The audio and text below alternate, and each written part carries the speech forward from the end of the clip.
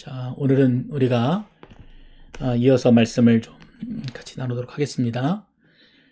우리 사도행전 말씀을 좀 보겠습니다. 사도행전 8장 신약성경 199페이지 사도행전 8장 1절에서 4절 사도행전 8장 1절에서 4절입니다. 자, 그날에 이렇게 시작되는 그 부분부터 제가 읽겠습니다. 그날에 예루살렘에 있는 교회에 큰 박해가 있어 사도 외에는 다 유대와 사마리아 모든 땅으로 흩어지니라.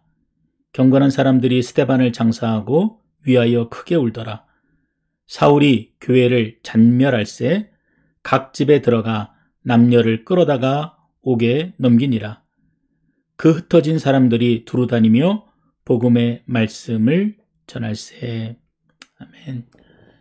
이 말씀은 초대교회 가운데 있었던 그 박해한 모습을 보여주고 있죠. 그래서 특별히 사울이라고 하는 자가 교회를 박해하여서 믿는 자들이 뿔뿔이 흩어졌고, 또 그로 인해서 4절의 말씀에 보면은 또 복음이 두루 퍼지게 되었다라는 박해와 또 복음 전파의 두 가지 양면을 보여주는 본문의 말씀이라고 할 수 있습니다. 오늘도 우리가 이 종교개 역사를 통해서 하나님께서 믿는 자들에게 고난과 시련을 주시는데, 그 고난과 시련이 그냥 단지 그들에게만 국한된 것이 아니라 또 그것을 통해서 우리가 미처 기대하지 못했던, 또 알지 못했던 또 새로운 은혜들을 보여주시는 그런 시간들이 되리라고 생각합니다. 그래서 오늘 6강의 제목은 지난주와 이제 여러분 좀 이어서 잉글랜드와 제임스 1세라는 타이틀을 가지고 여러분들과 좀 나누려고 합니다. 여러분들 지도를 좀 보시면은 어떻게 되어 있냐면은 이게 이제 잉글랜드죠. 영국의 지도입니다. 이제 지금 이제 저렇게 나뉘어져 있는 이런 이제 국가들이 다 이제 하나로 되어져서 영국이라는 국가를 이루고 있지만, 이제 16세기만 하더라도 각각의 나라들이 이제 분리되어 있었죠. 그래서 스코틀랜드, 또 영국, 또 웨일즈, 노스 아이슬란드하고 이렇게 네 나라가 이제 합쳐져서 또 잉글랜드로 되었다가, 이제 지금은 이제 좀 나라들이 좀 분리된 걸로 좀 알고 있습니다. 자, 그래서 우리가 이제 지난번에 살펴본 내용은 어떤 내용이냐면은 이제 두 번째 시간인가요? 우리가 이 잉글랜드, 그래서 이제 이 유나이티드 킹덤의 그 아래쪽에 있는 이제 지역의 이제 종교 개혁들을 우리가 살펴보았고요. 그 다음에 이제 지난 시간에는 이 북쪽에 있는 스코틀랜드, 굉장히 강력하게 개혁이 추진되었던 이 스코틀랜드의 이 종교 개혁사를 함께 살펴보았습니다. 그런데 이제 오늘 우리가 살펴볼 내용은 이 두 나라가 합쳐지게 됩니다. 이제 1603년인데 이제 세계사로 보면은 굉장히 중요한 연도라고 할 수가 있습니다. 그래서 한번 외워두셔도 좋을 것 같아요. 1603년이 영국이 이처럼 연방된 국가로 탄생이 되어지는 그런 의미 있는 해가 이제 1603년입니다. 그래서 스코틀랜드 왕조와 영국 왕조가 이제 그전에는 각각 독립된 왕국이었으나 이제 1603년에 합병해서 이제 정치적인 연합이 이제 이루어진 것입니다. 자, 우리가 그래서 이제 잠깐 우리의 기억을 좀 더듬어 보면은요, 영국의 종교 개혁을 완성했던 그 주역들이 누구라고 했습니까? 기억하십니까? 누구죠? 네, 복음을 순수하게 그 마음의 열정을 가지고 있었던 청교도들이라고 했습니다. 자, 근데 그 청교도들이 이제 미 대륙으로 이주를 하게 되지요. 보다 이제 그 복음 안에서 정직하게 살고자 하는 마음 때문에 미 대륙으로 이주하게 되고, 그것에 믿음의 뿌리를 내리고, 또 그들을 통해서 또 조선에 복음이 전해지게 되는 또 귀한 은혜를 우리가 입게 된 것입니다. 그래서 우리가 이 영국하고 스코틀랜드 지방에 있었던 이 종교개혁을 살펴본다는 것은 청교도들의 신앙을 우리가 살펴보는 것이고, 그래서 우리의 믿음이 그 청교도로부터 시작이 되었는데, 그렇다면 지금 우리가 서 있는 이 자리가 얼마나 변질되어 있는지, 그리고 또 우리가 얼마나 그 복음의 본질로부터 멀어져 있는지를 확인해 볼 수 있는 아주 중요한 계기가 이제 되는 것입니다. 여러분 굉장히 의미가 있지요. 그래서 이 종교개혁사라는 역사를 통해서 우리 믿음을 다시 한번 확인하게 되는 것입니다. 그리고 이 시대가 계속 바뀌어가지만 바뀌어가지 않는 그 복음의 진리들이 우리 안에 있어요. 그런데 그 진리들이 그 본질적으로 어떠한 내용들을 담고 있는지를 우리가 분명히 깨닫고 아는 시간이 되는 것입니다. 자, 우리가 이제 먼저 이제 그 잠깐 좀 살펴볼 텐데요. 영국을 우리가 좀 복습을 좀 해보겠습니다. 영국에는 헨리 8세를 여러분 기억하실 텐데 이 사람이 굉장히 가정이 좀 복잡하지요. 그래서 막장 드라마다 이렇게 여러분하고 나누었는데 이제 여기 보시면은 이제 아내들을 참 많이 두었어요. 이유는 이제 뭐 아들을 못 낳는다. 뭐 이제 그런 이제 대표적인 이유를 가지고 재혼하고 또 세 번째 결혼하고 네, 다섯, 여섯 이렇게 아내를 쭉 두게 되는데 영국은 종교 개혁이 어떤 독일의 루터나 또 스위스의 찌빙글리 같은 이런 개혁 신학자들이 들고 일어나서 종교 개혁이 시작된 것이 아니라 16세기 중반에 이 영국의 국왕이었던 이 헨리 8세의 이 막장 드라마의 주인공 같은 이 사람의 이혼 문제로 종교 개혁이 시작되었다라고 여러분에게 말씀을 드렸습니다. 그래서 이제 간단하게만 오늘 살펴볼 거예요. 아마 이제 기억이 안 나시는 분들은 지난 시간에 하셨던 것들을 좀 한번 다시 들어보시면은 분명히 이해하실 수 있을 겁니다. 자, 이 헨리 8세하고 이제 첫 번째 아내하고 이제 결혼하게 되지요. 그래서 여기 보면은 이 캐서린이라고 하는 여인과 이제 결혼을 하고 싶습니다. 결혼했습니다. 그래서 이제 딸을 낳았어요. 메리라고요. 근데 아들을 못 낳는 거예요. 그리고 이제 은근슬쩍 바람이 났는데 누구라고 바람이 났냐면은 이 캐서린의 하녀였던 시녀였던 앤 볼린하고 바람이 났습니다. 그래서 이혼을 하고 싶은데 로마 교황청이 이혼을 허락을 안 해주는 거예요. 캐서린하고요. 그래서 이제 당신 이 캐톨릭하고는 내가 선을 긋겠소. 당신의 허락이 없어도 나는 이혼을 할 것입니다. 라고 완전히 선언하고 이제 캐톨릭하고 갈라서게 됩니다. 그래서 이제 두 번째 부인인 이 엠블린하고 결혼을 했습니다. 자, 그런데 이 두 번째 부인도 아들을 낳지 못하죠. 그래서 이렇게 엘리자베스 1세, 이제 나중에 2세가 나오기 때문에 그런데 이제 그 당시에는 이제 엘리자베스죠. 이제 엘리자베스만 낳고 아들을 낳지 못하니까 이제 세 번째 부인 이 제인 시모하고 결혼해서 이제 아들을 비로소 낳게 됩니다. 이제 그 아들의 이름이 에드워드 6세입니다. 근데 아들이 이제 얼마 가지를 못해요. 아들이 이제 왕위에 오르긴 올랐지만 어린 나이에 오르긴 올랐지만 몸이 굉장히 약해서 얼마 뒤를 이제 버티지 못하고 그대로 이제 숨을 거두게 되었다고 했습니다. 그래서 여러분에게 잠깐 제가 그 왕자와 거지라고 하는 그 이제 미국 소설이 이 에드워드 6세 이야기를 다루고 있다라고 여러분에게 또 말씀도 드렸습니다. 자, 그래서 이제 에드워드가 이제 죽고 나니까 그 다음에 이제 누가 왕위에 오르게 되냐면은 이 영국에서는 이 메리 튜터 그래가지고 이제 그 피의 메리 이렇게 얘기를 했죠. 그래서 이 어머니에 대한 원한을 가지고 있잖아요. 어머니가 어떻게 이혼을 당했고 이런 그 마음에 있는 응어리진 것들을 그냥 마음껏 펼치게 됩니다. 그래서 다시 아버지가 받아들였던 이 종교 개혁을 거부하게 되고 캐톨릭하고 손을 잡게 됩니다. 그래서 이 개혁 신학자들 그리고 개신교 도들을 300명 이상이나 학살을 해요. 무차별적으로 끌어다가 다 죽여버리는 그런 비극을 보여주는 인물이 이 메리입니다. 그래서 피의 메리라고 불린다고 했습니다. 그래서 이제 어렵게 종교개혁이 이루어졌지만 다시 캐톨릭으로 이제 복귀가 된 거나 마찬가지입니다. 자, 그런데 이 메리의 탄압으로 어떤 일이 벌어지게 되냐면요. 이 800여 명에 이르는 이 영국의 개혁자들이 이 스위스, 제네바, 취리, 프랑크푸르트 이런 유럽에 있는 다른 도시들로 다 망명하고 뿔뿔이 흩어져 버린 것입니다. 그래서 오늘 우리가 읽은 이 본문에 사울이 핍박하게 되니까 그리스도인들이 뿔뿔이 흩어져서 그래서 그 여러 지역 가운데 복음이 확산되었던 것처럼 이처럼 유대인들의 핍박이 심해지게 되니까 복음이 확산이 되었던 것처럼 이에 피의 메리가 개신교를 뿌비 뽑기 위해서 핍박하고 또 죽이려고 하니까 개신교가 오히려 더 유럽 전역으로 확산되어지는 놀라운 결과를 이제 가지게 됩니다. 이 내용이 우리가 살펴본 내용들이에요. 자, 그런데 이제 메리가 죽고 나서 그 다음에 이제 왕위를 이어받은 사람이 누구냐면은 이제 두 번째 부인의 딸이지요. 그래서 엠블린의 딸 엘리자베스가 여왕에 오르게 됩니다.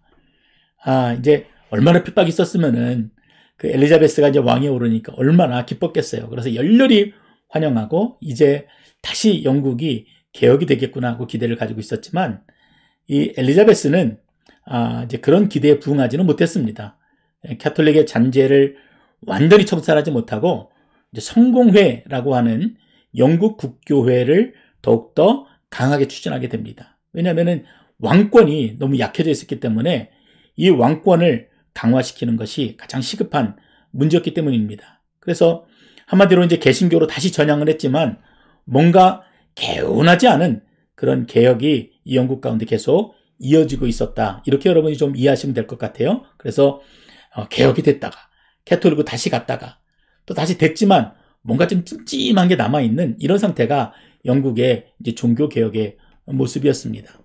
자, 그 다음에 여러분 우리가 지난주에 살펴본 이 스코틀랜드는 어땠습니까? 이 스코틀랜드는 그 왕권이 굉장히 약해져 있을 때에 여기 이제 그림에 나와 있는 이 존 녹스라는 사람에 의해서 일사천리로 이렇게 개혁이 진행되게 되지요. 아주 강하게 추진되었습니다. 그래서 본인이 그렇게 얘기하기도 하고, 그래서 우리 스코틀랜드의 개혁은 가장 잘 개혁된 교회 모습을 보여준다. 이렇게 자랑할 정도로 굉장히 강한 강성의 모습들이 계속 스코틀랜드 가운데 나타나게 됩니다. 그래서 이제 이 존 녹스를 이 귀족과 종교 개혁자들이 다 지지해요.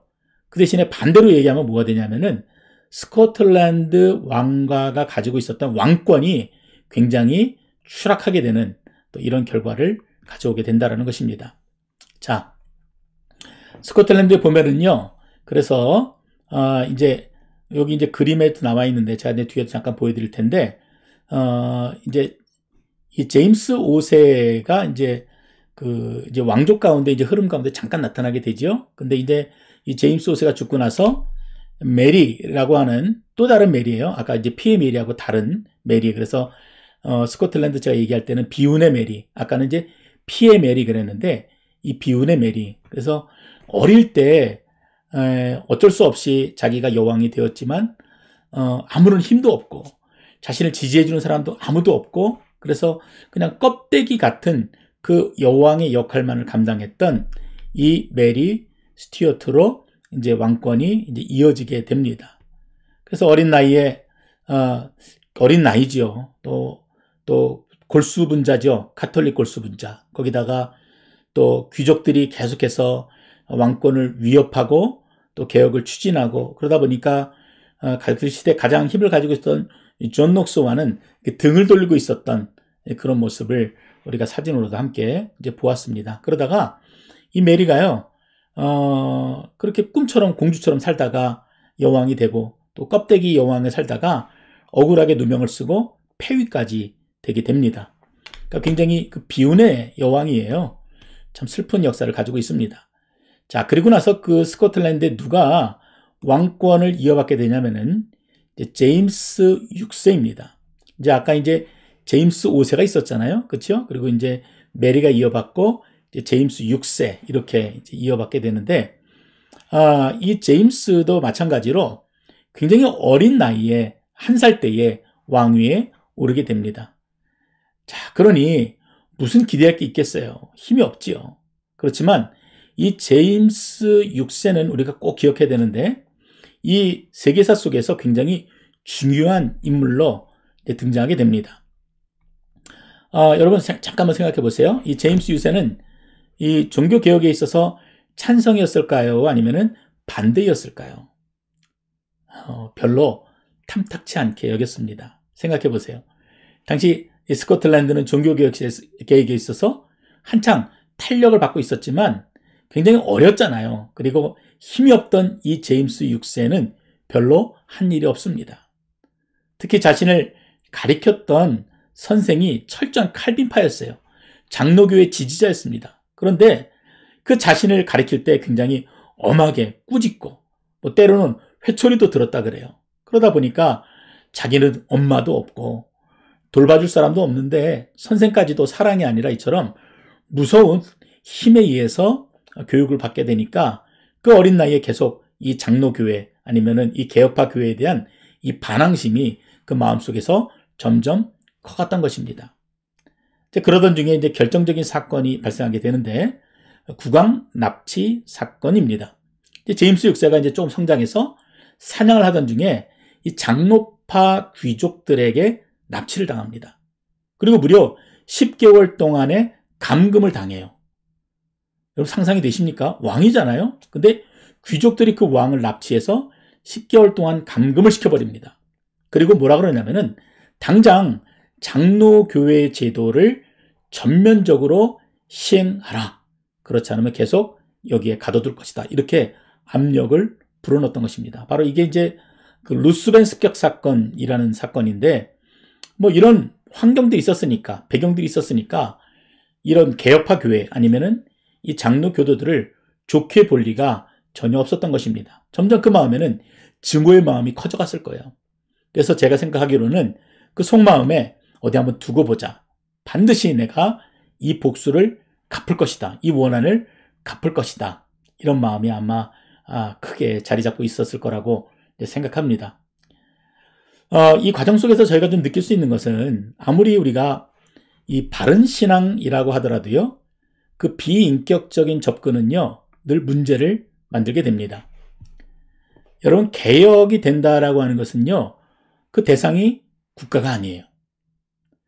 개인입니다. 사람이에요. 그래서 그 대상을 잘 이해하고 사람을 잘 헤아려고 그 마음을 정말 배려하고 겸손한 마음으로 그 마음을 감동시키는 게 그래서 너무 중요한 것입니다. 예를 들어 볼까요? 예전에는 그 선교사님들이 선교지에 가게 되면은요, 복음을 전할 때 이 백인 우월주의가 있었습니다. 그래서 원주민들은 다 미개하다. 그들이 가지고 있는 삶의 방식, 음식, 문화, 모든 것이 다 미개하다. 그래서 접근할 때 어떻게 접근하냐면은 뭐 사탕, 과자 이런 것들을 주면서 복음을 전했습니다. 그러니까 언뜻 보기에는 결과가 있는 것 같잖아요. 왜냐하면 과자를 준다 그러니까 처음 보는 물건들을 보니까 그 원주민들이 막 몰려들고 막 좋아하는 것 같고, 그런데 그 결과들을 수세기가 지나서 확인해 보니까 결코 좋은 방법이 아니었다는 것입니다. 존중해주지 못했던 거예요. 그래서 오히려 많은 원주민들이 복음에 대해서 반발하는 일들로 결과가 나타나게 됩니다. 저희들도 단기 선교를 가게 되면은 먹을 걸 막 가져가요. 그래서 아이들한테 막 나눠주고 옵니다. 근데 그 다음에 선교사님들이 너무 힘드신 거예요. 와가지고 다 뿌려만 놓고 가니까 선교사님들이 그 뒤를 수습하기가 너무나 힘들어요. 그래서 이제는 우리가 그런 것들도 잘 지혜를 가지고 감당해야 되겠다. 그리고 그들이 가지고 있는 특별히 문화, 또 음식, 뭐 복장이나 삶의 방식 이런 것에 대해서 왜 이렇게 저렇게 못 살아? 아니면 저렇게 진짜 미개하게 살아? 이러는 마음이 아니라 존중하고 인정해주는 마음으로 복음을 전할 수 있어야 합니다. 이제 복음을 전하는 방식이 이제 그렇게 많이 바뀌었습니다. 자, 이처럼 영국하고 스코틀랜드는 많이 달랐어요. 영국은 계속해서 그 절대 왕정을 추구하면서 정권이 바뀔 때마다 캐톨릭과 개신교를 오가면서 미지근하게 개혁이 되었지만 스코틀랜드는 굉장히 강성파가 딱 쥐어잡으면서 비교적 순탄하게 그 개혁이 이루어집니다. 그렇지만 이제 보는 것처럼 굉장히 그 반발과 부작용이 많았어요. 이제 그러던 중에 이 스코틀랜드와 영국에 아주 중대한 변화가 일어납니다. 이 엘리자베스 영국의 여왕이었죠.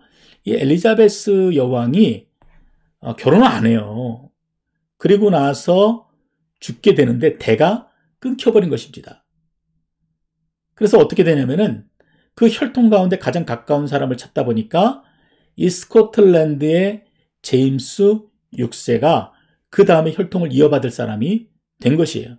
그래서 잉글랜드와 이 스코틀랜드 왕실이 통합을 하기로 결정을 합니다. 그래서 그때가 바로 1603년이고 여러분에게 기억하라 그랬죠? 그때 이제 유나이티드 킹덤이라고 하는 국가가 탄생하게 됩니다. 자, 이제 다음에 도표를 보시면 여러분들이 이제 한눈에 좀 이해할 수 있는데요. 이제 두 왕국이 통합되면서 스코틀랜드의 왕이었던 이 제임스 6세가 이제 보시면은 여기 보시면 이제 스코틀랜드의 왕이었던 이제 제임스 6세가 통합 왕국의 이 왕이 된 거예요. 자, 엘리자베스가 아들이 없고 자식이 없었어요. 그래서 가장 가까운 혈통 이 제임스를 택하게 되는데 스코틀랜드 왕조였지요. 그런데 그래서 이제 자연스럽게 이 제임스 6세가 통합 잉글랜드의 왕이 되었어요. 그래서 이 사람한테 이름이 두 개인데요. 제임스 6세라는 이름, 그리고 또 왜냐하면 영국에서 볼 때는 이 사람이 6번째 제임스가 아니잖아요. 그래서 제임스 1세, 그래서 이 사람은 제임스 6세라 부르기도 하고 제임스 1세라고도 부르기도 합니다. 그래서 이 영국의 정치 체계가 그대로 계승되어져 간 통합국가의 첫 번째 왕으로 이 제임스 6세가 이제 등장하게 됩니다.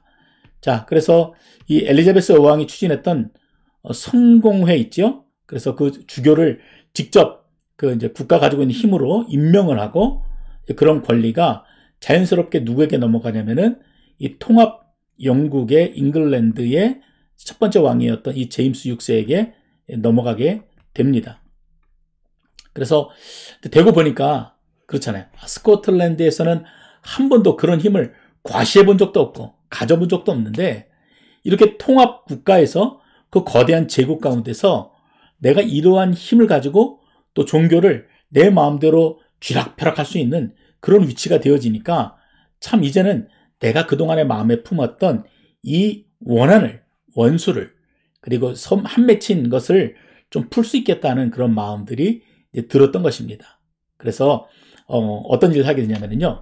첫 번째 이제 교회 총회를 소집하게 됩니다. 이제 이 당시에는 이제 총회 소집의 권한이 누구에게 있었냐면은 왕에게 있었어요. 이제 지금 말하면은 이제 의회라고 하는 것과 이제 그 마찬가지인데요. 지금 이제 국회의원들 소집을 누가 합니까?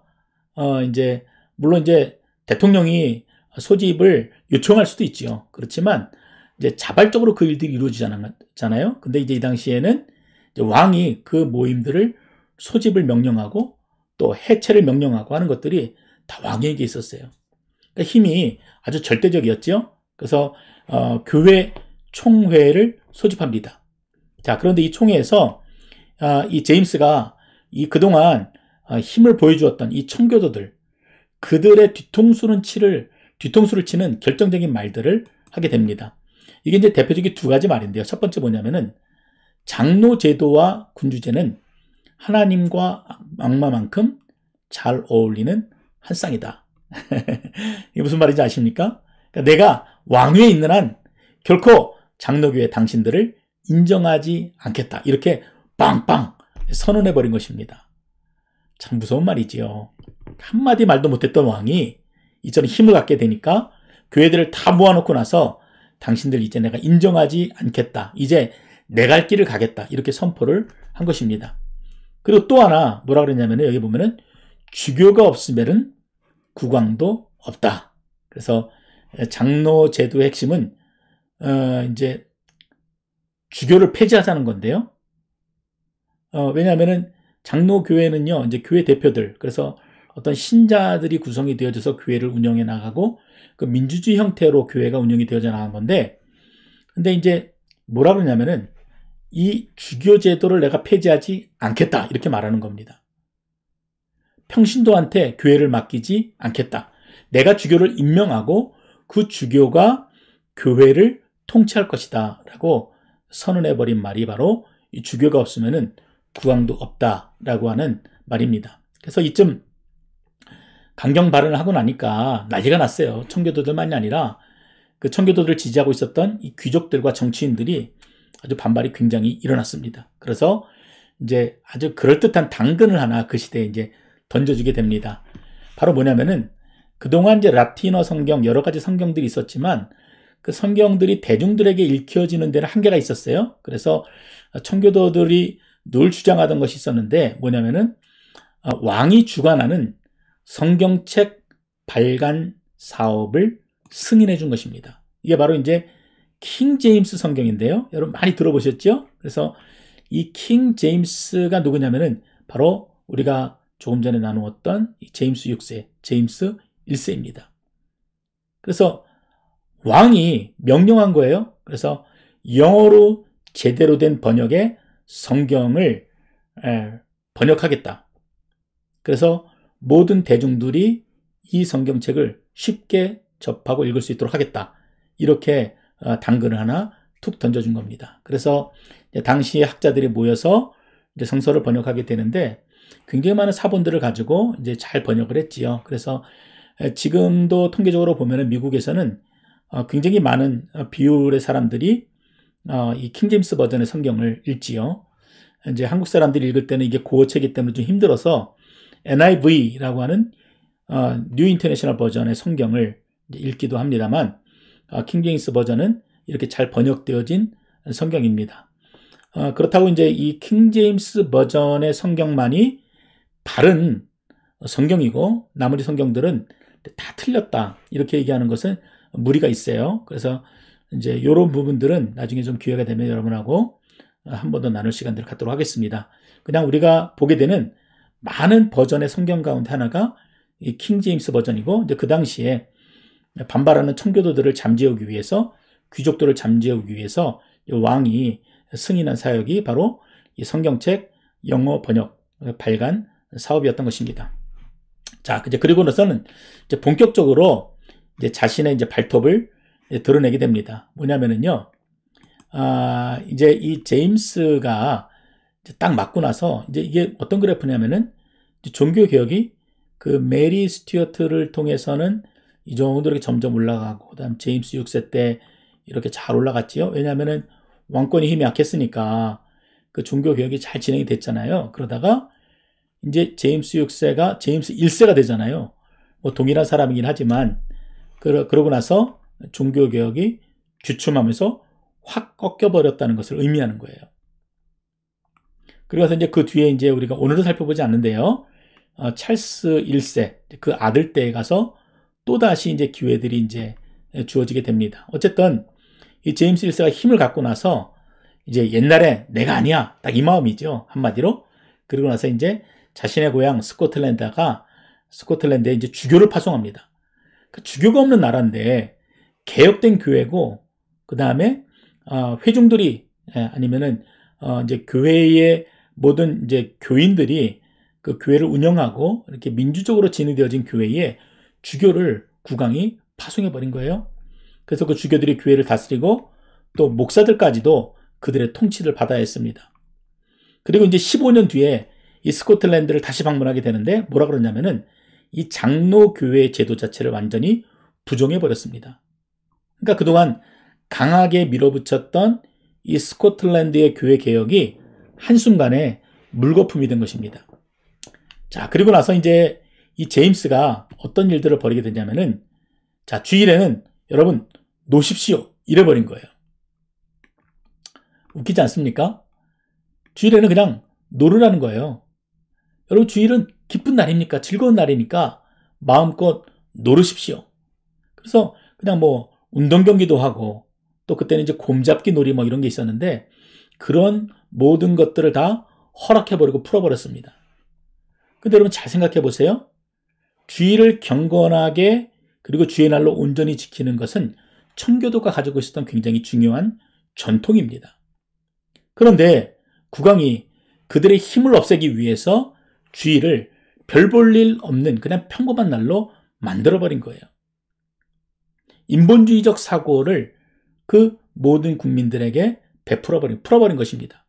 그래서 제임스 1세의 마음은요, 이로써 자신과 자신의 어머니를 몰아붙였던 그 개혁파에게 복수도 하고 또 그동안 마음에 가졌던 그 상처를 청교도 말살이라는 정책으로 나타냈던 것입니다. 자, 굉장히 답답한 노릇이죠.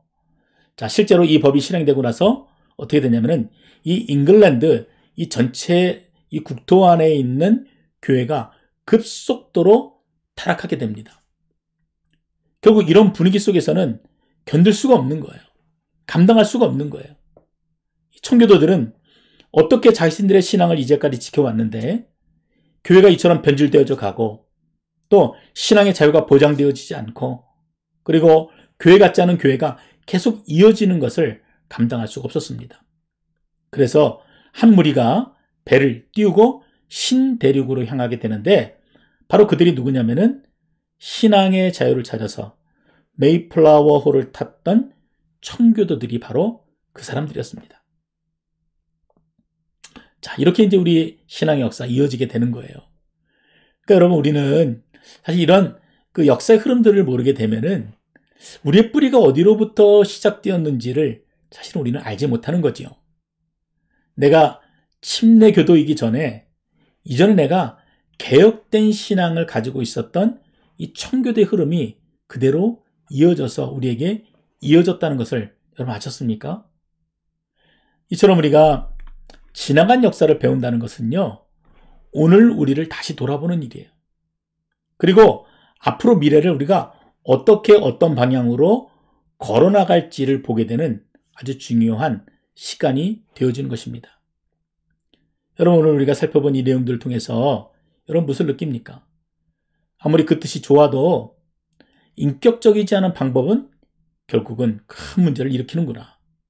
그래서 뜻이 좋다고 아니면은 대다수가 찬성한다고 교회 안에서 그 일들이 무리하게 추진이 되어질 때 결국은 꼭 문제가 되어진다는 것을 오늘 이야기를 통해서 역사를 통해서 우리가 배웠습니다. 그래서 교회 안에 제가 이제 그런 마음이 있어요. 위원장님들하고 회의를 할 때도 또 늘 그런 마음이 있는데 가급적이면은 이제까지도 계속 그렇게 했지만 다수결이 아니라 모든 사람들이 찬성해서 그 일들이 진행되게끔 그렇게 교회를 이끌어가고 있기도 합니다. 시간이 걸리지요. 그리고 그 한 사람 한 사람을 설득한다는 것이 쉽지 않습니다. 그러나 교회가 하나 되기 위해서는 이처럼 인격적으로 모든 사람들의 의견을 존중해주고 비록 99명의 사람들이 찬성하고 1명이 반대할 때 할지라도 그 1명의 소리에 귀를 기울여주고 그 1명까지도 같이 모든 의견에 동의할 수 있도록 우리가 기다려주고 또 그들의 마음을 받아주는 것이 진정한 교회 모습이라고 또 생각하는 것입니다. 또 한 가지는 우리가 성수주일에 대한 생각도 또 다시 한번 하게 됩니다. 주일을 지키기 위해서 수많은 사람들이 피를 흘려고 또 지켜왔지요.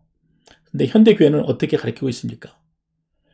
안타깝게도 점점 주일을 굉장히 쉽게 여기도록 가르치고 있고 그래서 오히려 하나님한테 포커스가 맞춰져 있는 것이 아니라 주일이 사람에게 맞추어져 있는 것 같은 그런 느낌을 받을 때가 훨씬 더 많습니다.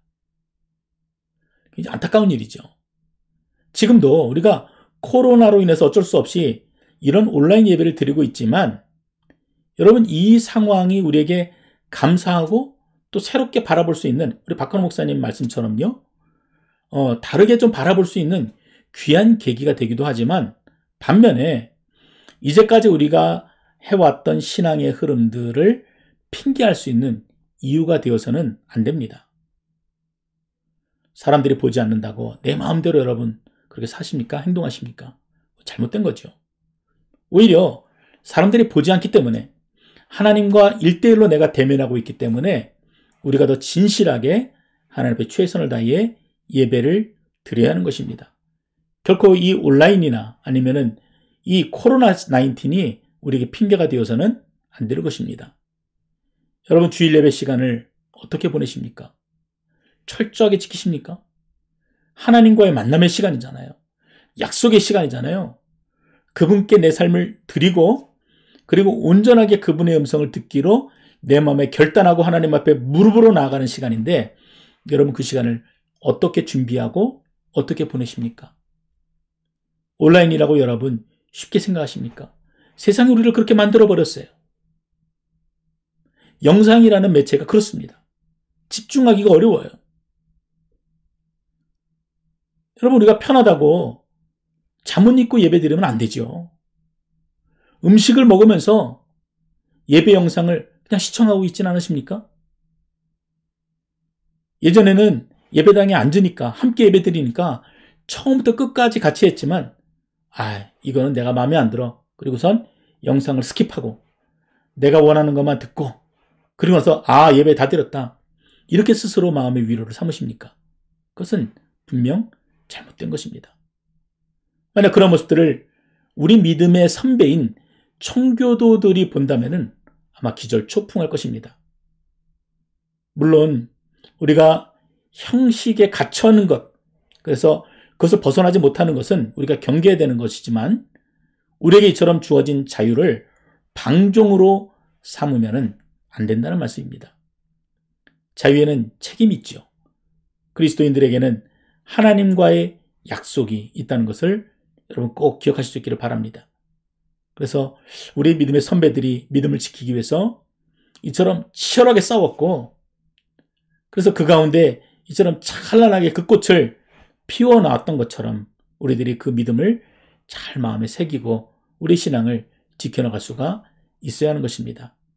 그래서 여러분 우리가 수예배를 드리더라도 또 토요일날 예배를 드릴 때 또 주일날 예배를 드릴 때 비록 환경은 제한적이지만 내가 주님을 향한 그 마음, 예배를 드리는 예배자로서의 그 마음은 오히려 이전보다 더 풍성하고 더 진실할 수 있도록 여러분 노력하셔야 하는 것입니다.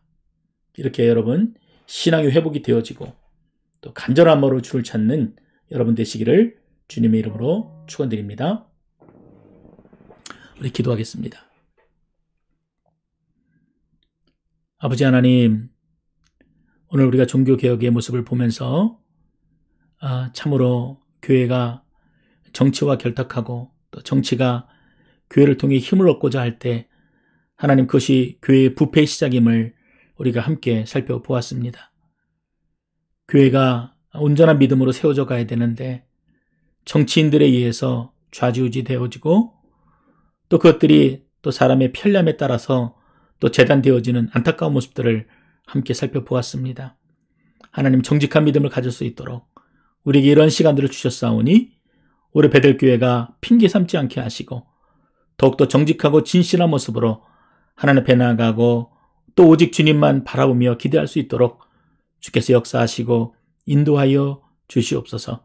하나님 그리하여서 이 세상이 어떠한 모습을 우리에게 보여준다 할지라도 우리가 가진 순수한 신앙이 별빛처럼 반짝반짝 빛나게 하시고 하나님 우리 안에 진실된 그 믿음이 세상을 이겨낼 수 있는 귀한 믿음이 되어줄 수 있도록 날마다 새롭게 인도하시고 역사하여 주시옵소서. 이제는 우리 주 예수 그리스도의 은혜와 하나님 아버지의 무궁하신 사랑과 성령 하나님의 감화, 감동, 위로 충만하심이 아들을 잃고 슬픔 가운데 있는 김준기 한양자 권사님 가정과 그 유가족들 머리머리 위에 그리고 오늘 말씀을 통해서 우리의 변질된 모습 또 우리의 달라진 모습 가운데 또 새로운 기대를 가지고 하나님의 은혜를 구하는 주의 백성들 머리머리 위에 이제로부터 영원토록 함께 하시기를 간절히 축원하옵나이다. 아멘. 자, 이상으로 우리 모든 예배 순서를 마치도록 하겠습니다. 우리 이번 주 토요일 날 새벽 기도회 때도 여러분 지금처럼 또 많이 참여해 줄 수 있기를 바랍니다. 6시 반에 뵙도록 하겠습니다. 감사합니다.